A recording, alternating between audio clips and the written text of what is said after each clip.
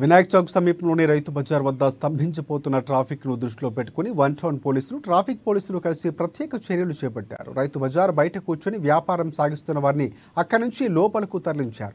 ఆరు బయట అమ్మకాలు చేపట్టడం ద్వారా ట్రాఫిక్ కు అంతరాయం కొనసాగుతుందని, కొనుగోలుదారులు వాహనాలను రోడ్డు పక్కన పార్కింగ్ చేయడంతో ఇక్కట్లు ఎదురవుతున్నాయని ఇటీవల అందిన ఫిర్యాదుల నేపథ్యంలో పోలీసు సిబ్బంది ఈ చర్యలకు పూనుకున్నారు.